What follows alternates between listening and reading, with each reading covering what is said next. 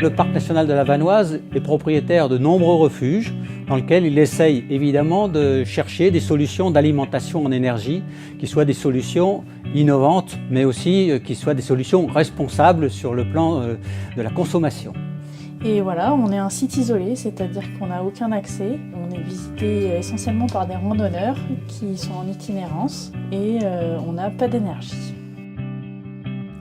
Le seul moyen d'avoir cette énergie électrique, c'est de la produire à partir de l'énergie disponible, qui est l'énergie solaire photovoltaïque. On veut s'éclairer la nuit, le frigo, il faut qu'il tourne 24 heures sur 24. Donc cette énergie, quand elle est là, il faut l'utiliser. Et en même temps, il faut la stocker pour les périodes où il n'y a pas d'énergie. Donc on a recours à une solution de stockage d'énergie longue durée sous forme de gaz, sous forme d'hydrogène.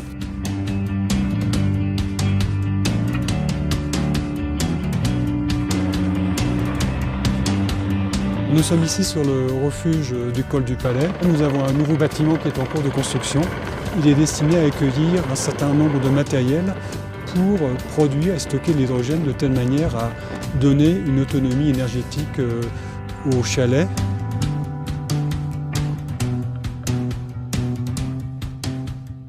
Les panneaux photovoltaïques produisent de l'électricité qui est stockée dans un parc de batteries. Ce parc de batteries est un espace tampon qui est déchargé ensuite dans l'électrolyseur qui produit de l'hydrogène et cet hydrogène est stocké. Et par période de pointe, l'hydrogène est recombiné avec l'oxygène de manière à produire de l'électricité qui est reconsommée par le refuge. Le stockage d'hydrogène qu'on a permet d'avoir une autonomie d'à peu près 11 à 12 jours.